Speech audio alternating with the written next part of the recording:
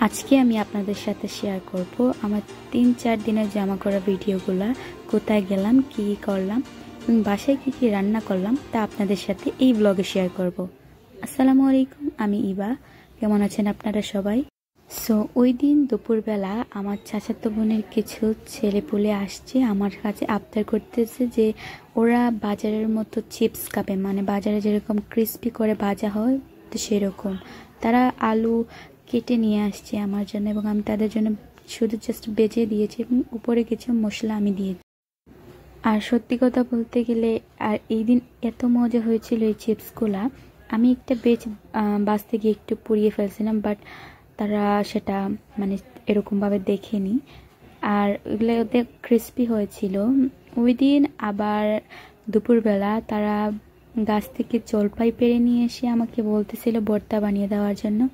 আমিও ভর্তা বানিয়ে তাদের সাথে খেয়ে নিলাম, কারণ আমার ভর্তা খুব ভালো লাগে, মানে টক টক সব কিছুই ভালো লাগে।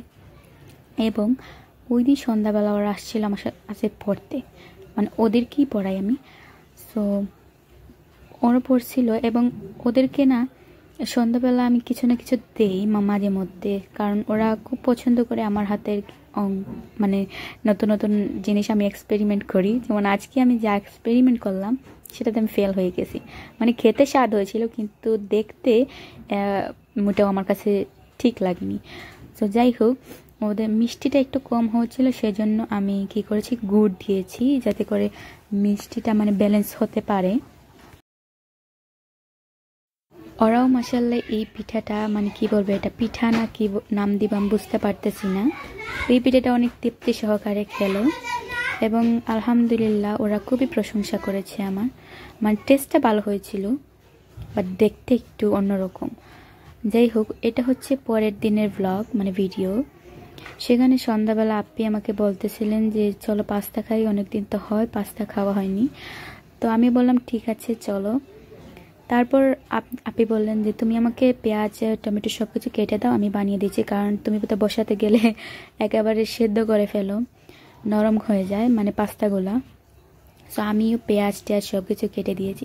যখন আপনি আমার পেঁয়াজ কাটা দেখতেছেন উনি বলতেছেন ভিডিও করার কোনো দরকার নেই, তুমি যে পেঁয়াজ কেটেছো এটা মানুষ দেখলে কি বলবে, মানে আমি যে পেঁয়াজ কেটেছি সেটা মানে একটু বড় হয়েছে বাট সাইজটা একটু মানে আমি ঠিক করে কাটিনি, আর কুচি কুচিও একেবারে হয়নি, মানে কোনটার কোনো সাইজ নেই। আমি বলতেছিলাম যে ঠিক আছে এটা বাসায় বানাচ্ছি, করে খাবো, ঘরের মানুষকে, এখানে তো আর কোনো মেহমানদের দিচ্ছি না, সার্ভ করছি না। তো আর কি, যাই হোক, আপনাদের সাথে এইটুকু ব্লগে শেয়ার করলাম। আমি পরে ভাবছিলাম যে এটা ব্লগে অ্যাড করবো না, পরে ভাবলাম ঠিক আছে আমার ইউটিউব চ্যানেল থাকুক, কেউ দেখুক বা না দেখুক, আমি একদিন না একদিন দেখবো যখন বুড়ো হয়ে যাব, যাই বলেন। তারপরে এই তো পাস্তা হয়ে গেল। আর ওই দিনকে পাস্তা খুবই মজা হয়েছিল, কারণ অনেকদিন পর খেয়েছিলাম এবং আপ্পির হাতের পাস্তাটা অনেক মানে কি বলবো ভালোই হয়। আম্মু, আমি, আপ্পি আমরা 3জন মিলে খেয়েছি। সো এখানে উপরে উনি দিয়েছিলেন যে প্যাকেটের সাথে মশলা থাকে, ম্যাজিক মশলা, এটা দিলে নাকি টেস্ট বেড়ে যায়। যাই হোক, আমরা খুবই সুন্দর করে বসে খাচ্ছিলাম 3জন। আমি আপিকে বলতেছিলাম সসটা একটু বাড়িয়ে দিলে হয়তো আর টেস্টটা ভালো হতো।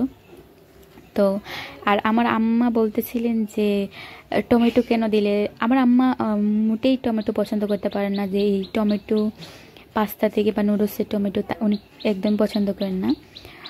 তো আমার ভালো লাগে, আমার টমেটো কিংবা সবজি দিয়ে যে কোনো কিছু খেতেই আমার খুবই ভালো লাগে। আর এই তো আমি সস দিয়ে খাচ্ছিলাম, আর এই তো ফিনিশ, এগুলো এবার দোয়ার পালা।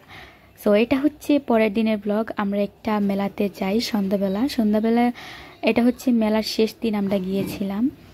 মেলার শেষ দিন যাওয়ার কারণে এত ভিড় ছিল যে কোনো কিছু আমরা পারচেজও করতে পারি না, জাস্ট এইটুকু পারচেজ করেছিলাম, কিছু কি বলে এগুলাকে, কিচেন কুকারিজ কি বলে আপনারা বলেন তো একটু, ওইগুলো কিনেছিলাম মাত্র 120 টাকা করে পার পিস। মানে আমার কাছে ভালোই লেগেছিল, রিজনেবল প্রাইসে, খুবই ভালো ভালো কোয়ালিটিও ছিল ভালো, কালারটাও আমার ভালো লেগেছে।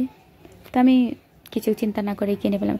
এইটুকু কিনতে পেরেছি অনেক, কারণ মেলায় এত ভিড় ছিল যে ব্লগটা মানে ভিডিও করতে পারিনি, এরকম ভিড় যে পার্সের ভেতর থেকে আমার মোবাইলটা বের করব তারও কোনো সুযোগ ছিল না। সো এটা হচ্ছে পরের দিন, মানে সকালবেলা আমার হেলদি নাস্তা আপনাদের সাথে শেয়ার করলাম। মানে ওই দিন আমি ওটসের ভেতর মানে ওটসের মধ্যে আমি পানিটা একটু বেশি দিয়ে দিয়েছি, আমার মনে হচ্ছিল মানে একটু মানে ঢেউ দিচ্ছে পানি, এরকম অবস্থা। সো আমি কলা দিয়ে এবং কিশমিশ দিয়ে আমার ওটসটা সার্ভ করে দিয়েছি। আপনারা এখানে চাইলে খেজুর, ফ্রুটস মানে আপেল এরকম আপনারা দিতে পারেন আপনাদের স্বাদ অনুযায়ী।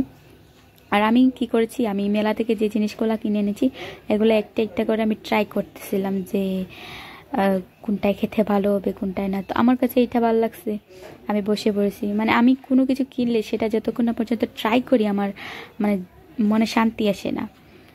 তো ওই দিন আবার কি হয়, হ্যাঁ ওই দিনের পরের দিন সন্ধ্যাবেলা আপ্পি বলতেছিলেন চিতই পিঠা খাবি? আমি বললাম হ্যাঁ চিতই পিঠা খাওয়া যেতে পারে, শীতের সিজন যেহেতু, আর বাইরেরটা না খাওয়া ভালো, মানে আনহেলদি টাইপের কিছু হয়।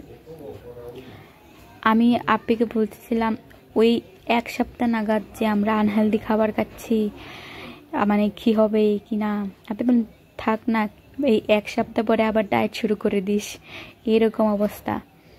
তো আপনি এখানে দেখাচ্ছেন ওনার চিতই পিঠা খুবই সুন্দর হয়েছিল। আর আমি সত্যি কথা বলতে গেলে ওই দিন চিতই পিঠা আসলেই অনেক মজা হয়েছিল। শীতের সিজন, ঠান্ডা ঠান্ডা আর একটু গরম গরম, মানে গুড়ের সাথে শুটকি দিয়েও ট্রাই করেছি, খুবই ভালো লেগেছে। শুটকি গুড় আমার কাছে মিষ্টি বা গুড় বা মধু এরকম ভালো লাগে, বাট আম্মা এবং আপ্পি তারা মানে শুটকি ভর্তা দিয়ে খেয়েছেন। আর এখানে আপ্পি আমাকে দেখাচ্ছেন লাস্টেরটা, এটা হচ্ছে ইবার শুটকি ভর্তার সাথে খেতে কিন্তু খুবই ভালো লাগে। আর ওই দিন আমি আপনাদের সাথে শেয়ার করবো ভাবছিলাম। তো ওই দিন আমাদের ঘরে একটা নতুন ওভেন কেনা হয় যেটা খুবই সুন্দর ছিল, আমি আমার ব্লগে রেখে দিলাম, কোনো একদিন দেখবো। আবার ওই দিন সকালে কি হয়েছিল, মানে সকালে তো সচরাচর আম্মা আব্বা তারা রুটির সাথে চা এরকম কিছু খান, তো ওনাদের জন্য চা এবং রুটি বানিয়ে দিলাম। আর কিছু কাঁচা রুটি আমি ফ্রোজেন করে রেখে দিয়েছি, কারণ পরবর্তীতে যদি লাগে তারপর আমি ভেজে দেবো, মানে সেকে দেবো।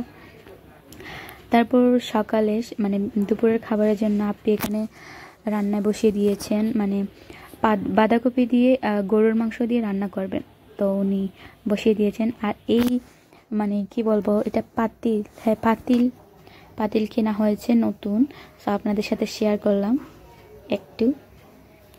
যাই হোক, এখানে মাংস দিয়ে এবং বাঁধাকপি দিয়ে রান্না করা হচ্ছে। আমি এতটুকু ব্লগে নিতে পারিনি, কারণ যাই না আমার কাজ পড়ে যায়, সকালবেলা হলে আমি ওদিকে যাই একবার এদিকে যাই একবার, মানে কি না কি করতে হবে এই নিয়ে আমি ব্যস্ত থাকি। সো আমি ভিডিও করতেই বলে গেছি। তো আজকের ব্লগ এই পর্যন্ত, আশা করি ভালো থাকবেন।